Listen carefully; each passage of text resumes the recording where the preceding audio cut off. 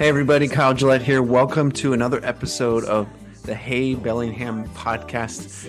We are again excited for our guest today, who is Erin Cohen at Personal Touch Travel Design. And today we're going to be talking about travel, not just experiencing the fun of Bellingham, but going beyond and what that is and how to go about it and some of the secrets and the insights that Erin has for us. She's a travel advisor and she does own Personal Touch Travel Design. She curates and designs vacations with luxury experiences for couples, friends, multiple generation families, groups, and solo travelers, giving them permission to indulge that results in memories they will cherish forever and bonds built that will continue long into the future. That sounds like some good stuff to me. She brings her exceptional gift for personal touch and her extensive network of insider connections to the planning process so that she can deliver an itinerary that wows, delights, and anticipates every need so that it is seamless and stress-free.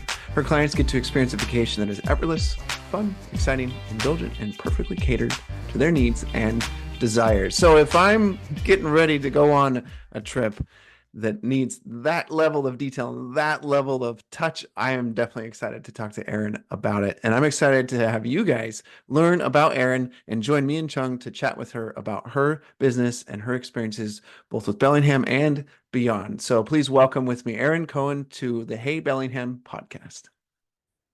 All right, Erin, welcome. Thanks for joining me on this podcast. Appreciate it. Thank you so much for inviting me. I'm really excited to be here.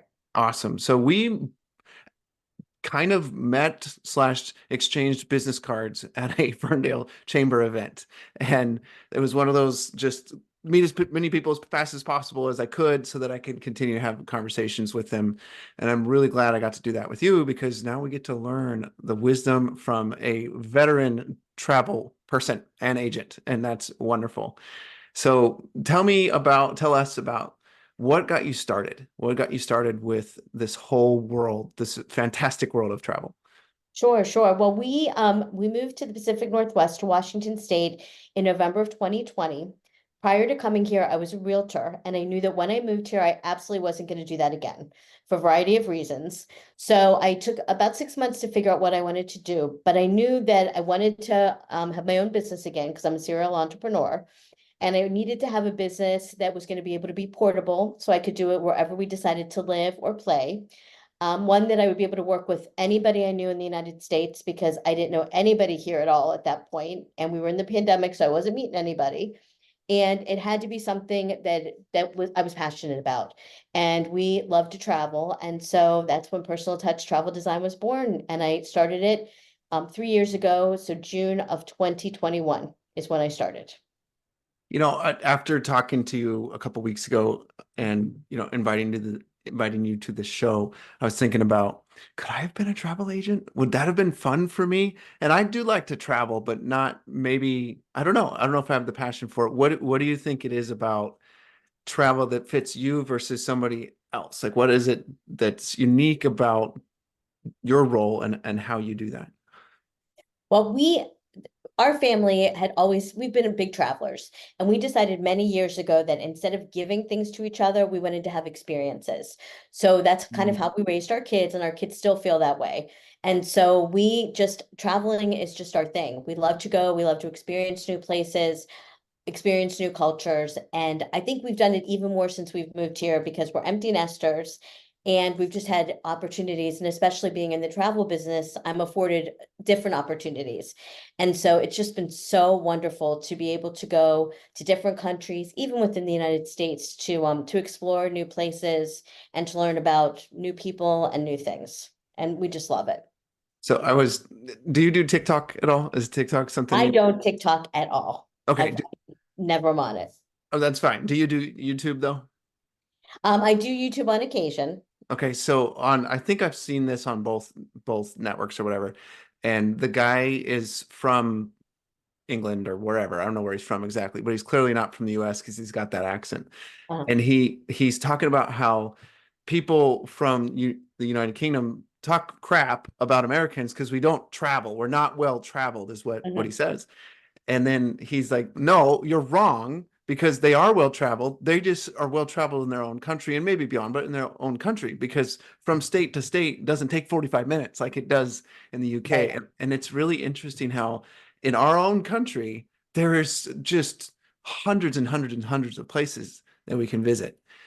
What's been your experience with your own local travel, local meaning this country? Well, it's really funny because I think the pandemic brought that out in so many people because people still wanted to go places. They were not comfortable necessarily getting on airplanes. It was hard to get into other countries a few years ago. So I think that's when so many people learned to appreciate our national parks, which are, great places to be able to go. So many of the historical cities that we just sort of take for granted. How many people go to Washington, D.C. or Philadelphia or Boston, which have wonderful places to go and visit. So that's something that I think a lot more people started doing, started visiting our country. But the difference between us and Europe is we don't get the vacation time that Europeans get. They get 4 weeks every year. A lot of people here only get 1 or 2 weeks. And so if you're going to plan a trip, you really have to have that time to do it. But the United States offers so much. And for people who don't want to travel abroad, don't have a passport, have less time, there is a lot to do here. Oh, there's plenty. I mean, just in the state of Washington. Oh my gosh, absolutely. And I'm actually doing this, well, I will be doing with my daughter, we're going to go to Oregon because I've lived here for 3.5 years, but I've never been to Oregon. Oh, wow. Yeah. And, and it's one of those places I'm like, something, I'm going to take 5 days, it's not that far, and do a road trip and see one more place in this country. So speaking of Washington, when you came to this state and then you chose Bellingham, how long have you been here now? 3.5 years. Okay, so you're still kind of new. I'm 10, so I'm a little bit more time here, but something really drew you in, and you have an eye for travel, and an eye for that might be different than other people. So you might have noticed things that people that currently live in Bellingham haven't noticed, or maybe they kind of forgot about. Can you talk to us a little bit about what is it about this area, Whatcom County, let's call it, that really attracted you and continues to pull you in and keep you here? Well, I think it's beautiful. I think that that's one of the things, the fact that we can see mountains and we can see water. Every time I go down to Bellingham Bay, which is one of my favorite places to take my dog for a walk, and especially, in the summer when the beautiful flowers are out and it's sunny and the water and the boats, I'm just like, what a beautiful place to live in. So I love that. Even the winters are not horrible here, but the thing I love about the summers, I always grew up in the East Coast and moved here from the East Coast, and I never realized there was a place where you could really enjoy summer. 75 degrees, no humidity, sunny, light until 10:30 at night. I mean, how can you beat that? So if you can get from November to February, the rest of the year, I think is usually pretty wonderful. So I tell people it's just so beautiful here. It's a lot more laid back than what I'm used to. And it's a great place to live. My parents came into town 2 weeks ago, and they visited. They come like once a year ish. They're from California, and so they fly up and hang out with us for 4 days, roughly. And typically, when they come, we're just like, well, we'll hang out and we'll do stuff, and we do. We hang out, we do stuff, we go for a hike, we play cards, we do all kinds of things. But this time, I was like, let's make an itinerary. Let's have a Yeah. plan. So my wife and I sat down, we came up with a plan, and one of the plans was to do a local hike. And Uh-huh. so we live in Linden, and so to go to do some of the hikes on Baker or some of the hikes in the Chuckanuts, Yeah. it's a bit of a drive. Yeah. And we'd already done a lot of driving because we went up to Vancouver and checked out the aquarium there. And so Yeah. I'm like, let's do something simple. And so my wife does a lot of research, and she found this Maple Falls hike. Unbelievable. Like Yeah. it's like you're talking about. We went in there, and it's just like this temperate jungle. It's Uh, green and absolutely lush and beautiful. And it fortunately wasn't raining or anything. So yeah. there's those types of gyms out here that are a lot of fun to enjoy. The outdoors, it's just it's great. And you can be outdoors for the most part 12 months a year. Yeah. In so many places, in the winter, our winters are not bad. We get a few days of snow that are kind of miserable, but even when it's raining, most of the days are not a washout. It's just kind of misty. And I mean, I have a dog, so I've got a dog. I'm outside every day walking her, almost 3 miles a day, rain, sleet, no matter what it is. But you can do that 12 months a year here. And I mean, it's just a really pretty place to live. So if you were going to talk to somebody about in your intro, I talked about the epic adventures and the special touch you put on them and all that. If you're going to talk to people about not how you do it, we'll get into that, but just a fantastic adventure that you've had other people go on, where you've designed something for them and they had just this fantastic adventure. Can you tell us a couple stories about those journeys that they got to go on and the process of it? Sure, sure. Well, some of the groups of people that I love to work with are multi-generational families.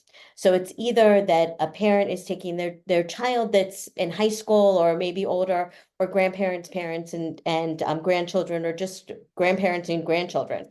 So last summer, one of my clients wanted to take her daughter on a high school trip or trip for graduation, high school graduation. So they spent 2 weeks in Spain, just the two of them. They went, they had private tours. They went to, I think, 4 different places in Spain. They had the most wonderful time.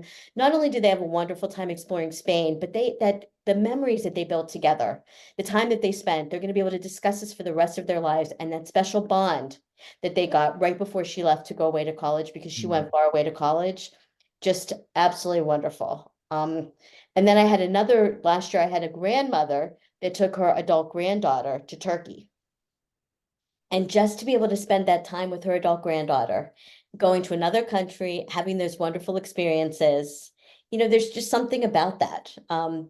Spending, getting away and seeing somebody on a totally different level in a totally different environment and just learning about each other.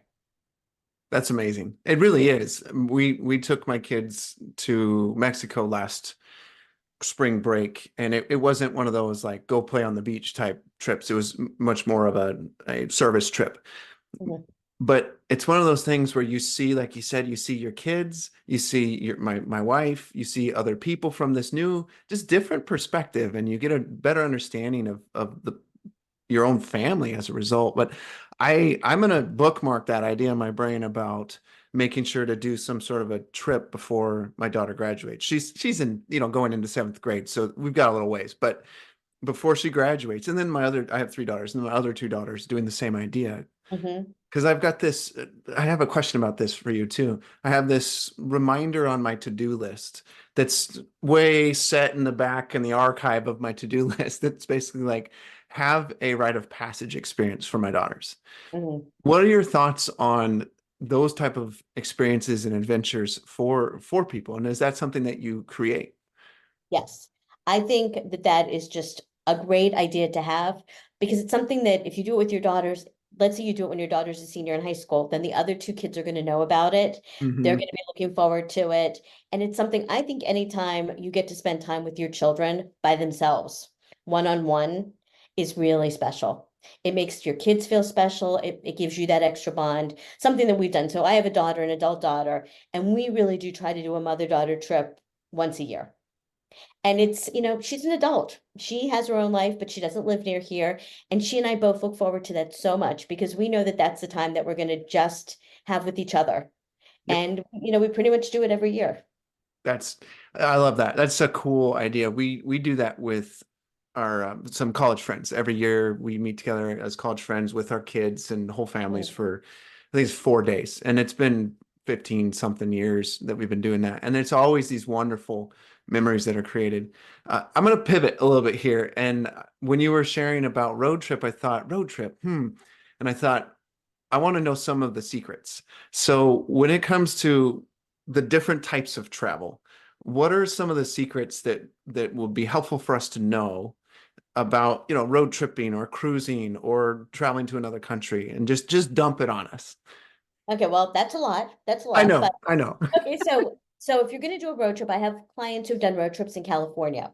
They wanted to get from San Francisco to San Diego, and I was able to plan that for them. And so what we did was I made sure that I had a great itinerary for them, the travel plan so that they knew how much they were traveling every day, what they could do along the way, Mm, places for them to stay, knew how many days they should stay in each place so that they really got the right amount of time to spend in each place to get them from one place to another. And their goal was to actually get to a baseball game. So I needed to make sure that that's what they did, that they got to that baseball game on time.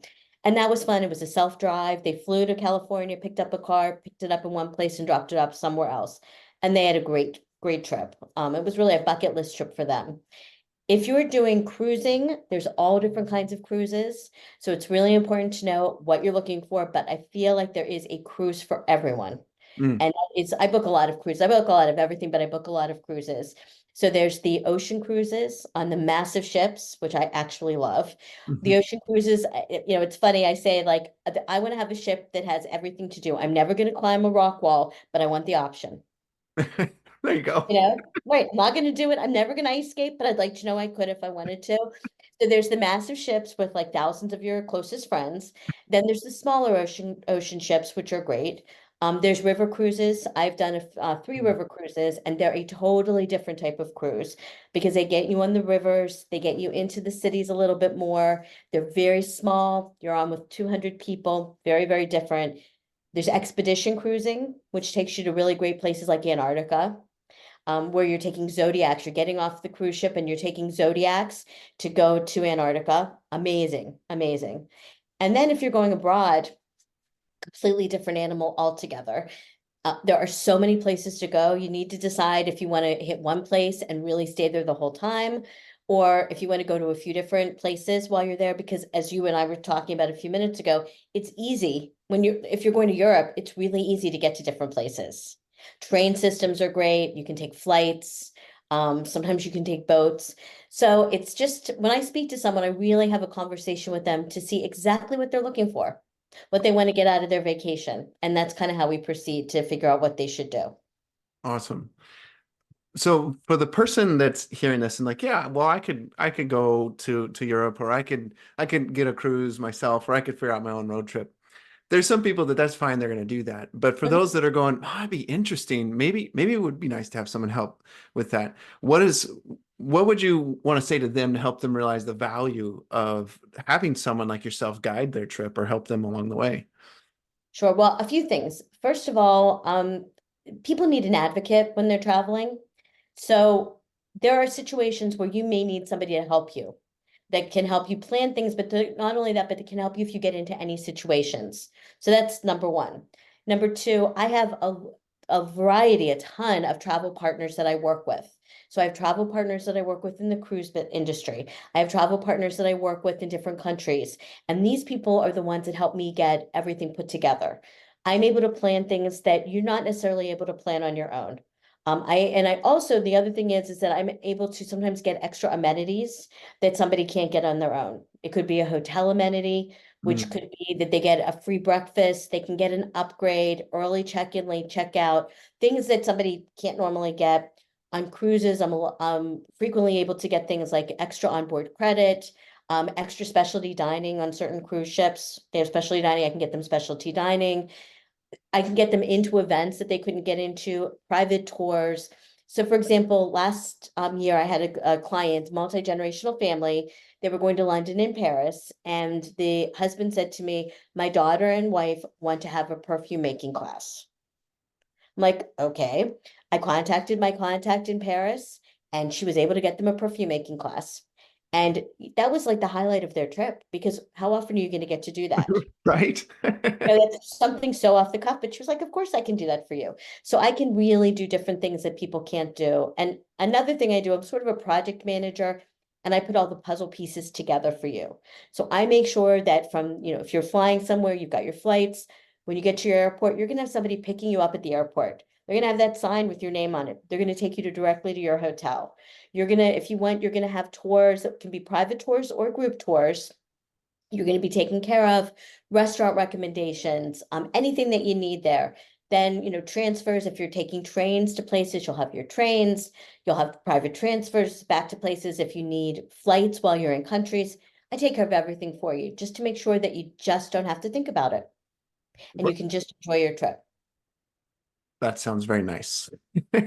Sounds very nice. When you think about Bellingham and your experiences in Bellingham, what would you say are some of your favorite experiences so far in the three plus years you've been here?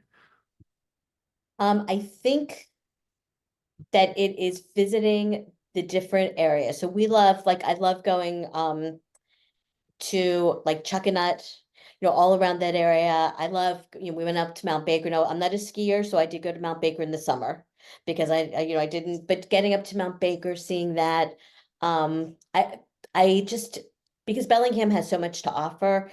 And, a lot of people, if they've grown up here, they don't realize it. and they don't do some of the things here. I was just discussing this with a friend the other day. When you've lived in a place all the time, you just don't explore the way that you should. And so that's one of the things that we've really been able to do. We also love the proximity of Bellingham to other places, like you mentioned, Vancouver.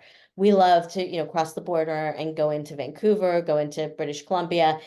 That, and especially living in Ferndale, that's so much fun to be able to say, something, we're going to go to Canada, for the afternoon. Like, how crazy is that? Um, and just so that the proximity to places, the proximity, even to get to Seattle, if we want to go to Seattle. And we just really love this area. Really happy that we moved here. Yeah, there really is so many things to do, so many options. This week, because the fair grounds are here, Mhm. we went and watched a circus for, 2 hours worth of a circus Yeah. because that's something you can do here. And it was great. It was actually super entertaining and a lot of fun to see. But it's amazing what is available. And speaking of the border, since I'm in Linden, we are 5 minutes from We're the like, border. we're 12 miles. Like, it's just no big deal. No big deal. Right. But there's also stuff that's just 20 miles away going south too, right? Right. There's all kinds of things that are just right around us. Right. Are you a foodie at all? Massive foodie. Okay. So let's talk, Massive foodie. let's talk about food for a minute. And I want you to share, kind of show off the restaurants that are local that you really appreciate, that you've enjoyed. And I'll start with one that my family and I go to frequently, and it's like a tradition for us as a family for when my parents come to town, and Mhm. it's one that's right there on Pole and Hannigan, and it's called Infusion Cuisine. So Never heard of it. yeah, so it's delicious. It's phenomenal. They have three different cuisines, however you say that dang word, Yeah. types, Italian, uh, Spanish or Mexican, and then um, oh, I can't remember the third type, but anyway, they have this infusion of different foods, and I have every dish that I've ordered. I try to mix it up. You know how some people, like my daddy, gets in a rut. He always orders mole, and I'm like, Dad, dude, do something different. Like order a burger or a steak. Don't always get Yeah. mole, but he does. He gets mole. But every meal I've tried there has just been delicious. So for me, infusion cuisine is my choice, and you can just hop on Smith, right, and then cut on over on Hannigan and get there real easy. Oh my gosh, I just wrote it down. I've never heard of it. Yeah, And it's that's the thing is, yummy. like, we when we moved here, then nothing was open. So No, we, while we're really, excuse me, like, couldn't be experimenting with different restaurants. We love the restaurants down by the water. So we do Lombard's down by the water, and the other two that are sister restaurants that I can't think of the name of. Hearthfire. Yes, yes. Yeah. So that was one of the first restaurants when before we moved here, we came to visit to see if we were going to like living here. So it was August of 2020. And we went to one of those restaurants, and the restaurant was great. It was beautiful. We love going down there. Um, there's some great restaurants we love in Fairhaven, like Black Cat Cafe. Oh yeah. Um, some downtown that we like. Storia Cucina. I love in which is an Italian restaurant downtown. Okay. Yeah. Um, I think what else? Yeah, there's just lots of good restaurants. It just sort of depends on the kind of food that you're interested in, and you can find a lot of different kind of food here. Yeah, for But sure. For sure. There's a ridiculous amount of variety. There's like, if you can think of it, it's available to you to eat. And right, even in a small town slash county that we have here, there's still a ton of variety. Because what I constantly hear about people that live in big cities is they love the food. That's almost always the first comment I hear about people that enjoy living in a big city. And when I drive through a big city, I'm like, I am so glad I don't live anywhere near this. yeah. So they can have all their variety of restaurants because we've got enough here. We're just fine. But that it's like this, what is it? 100,000 people live in Bellingham, and then the rest of the county is probably maybe another 80,000 or Yeah. 60,000. Even in that area, we have a wonderful variety in that regard. And then you get to the beer. And that's a whole nother story. Every place is a brewery here. It's amazing. It's It's amazing. So where you were from originally, was there a lot of breweries as well, or is that different here? It's different here. So we are from Pennsylvania originally, but then we lived before we moved here, we lived for 20 years in Raleigh, North Carolina. Okay. So not nearly as many breweries as there are here, Yeah. at least not per capita. There's a lot of breweries per person here, There are. which is sort of funny, but yeah. So yeah, that's fun. Yeah, I mean, all of that's good. And so the thing about beer for me is people love IPAs out here. Mhm. Are you an IPA gal or I actually like IPAs. you do? Okay. I Yeah, need that IBU number to be low or whatever the heck the acronym is. yeah, I need that number to be low. I'm more of a lager with not a lot of yeah. no, No, I not like an IPA. yeah, interesting. Yeah. It's funny. It's amazing the different tastes and types and flavors of that people like and what people don't like. And there's Yeah, really no there's it doesn't matter, but it's interesting how some people really resist this one thing and then they don't resist this thing. I find that always fascinating when I'm interacting with my friends or my wife and I'm like, you don't like that? How come you don't like it? What's going on here? yeah. And it's funny because just even living in Ferndale, the amount of breweries that are in Ferndale, It's true. it's just amazing, just on Main Street. It's funny. Yeah, and they opened a new one here on the guide. It's a second location. I can't remember which brewery it is, but they opened a second location. Maybe it's like an overflow taps or something. I can't remember. I think it's the one where you get to just select the beer yourself and there's It's a like bunch. on the wall. Yeah. Yeah, Yeah. they have one here in Ferndale. I think there's one here too now, Yeah. which I think is a really cool concept because then you Mhm. just get to explore and have your own fun with drinking whatever types you want to try, and I think that's pretty fun. Yeah. Yeah. Yeah, it's a fun food and beer scene around here. Yeah, for sure. So when it comes to your services and how you serve your clients, can you give us just a little bit of a rundown of what it would be like to connect with you and then start working with you and then experience your services, experience the trip. Just give us a rundown of what that's like so people know what to expect if they were to reach out to you. Sure, sure. So I have an initial conversation with everybody because I want to make sure that we discuss everything we could possibly discuss to get everything started. I ask them a variety of questions just so that I'm sure that I can put a trip together for them. I explain my services to them, so I'm sure that they want to work with me because I don't want to work with someone who doesn't want to work with me, doesn't understand my services. That's not fun because my business is really fun. Right. And once I do have a research and design fee, and we discuss that. Once they pay the research and design fee, I start working with them. Depends on what the trip is. If it is something, if they're going abroad, then typically I will work with somebody who is more on site, a management coordinator, DMC, that is somebody that has all the contacts in that country. Usually I will contact that person, give them all of the information.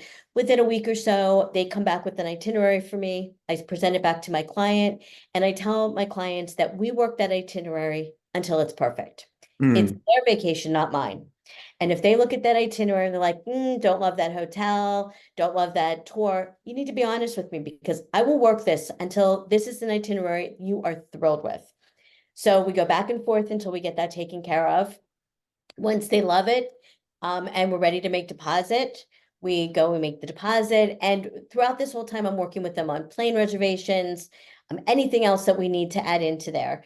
And then from the time between initial deposit and final payment, I'm sort of keeping in touch with them. It's kind of like planning a wedding. There's a lot to do at the beginning, a lot to do at the end, and sometimes there may not be a lot to do in the middle, but I will right. keep up in touch with them as we get closer. Make sure that I have their itinerary ready for them. I give everybody an itinerary app that's on their phone so that they can go right to their phone and find everything. I also give them a hard copy of everything, get them a bunch of stuff before they're ready to go in hard copy so that just in case they don't have their phone with them, the phone dies, they don't have internet. And I make sure we go through everything, they understand everything that they're gonna do. And then once, we have our last conversation before they go, once they go, I always have emergency phone numbers for them, either my number, the number of the person on site for them. And if they have any issues, they can always get in touch with us. They go, they hopefully have a wonderful trip and they come back. Awesome.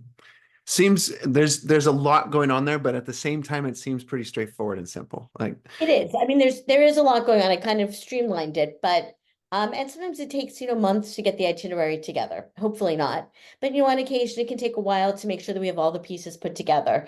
But as I said before, I'm a project manager, and part of my job is to put all the puzzle pieces together to yeah, make sure that they're not left anywhere without having a transfer, or that, they know exactly what they're doing every day, and that they feel comfortable, confident, and they really feel like they can relax when they go away and enjoy their trip.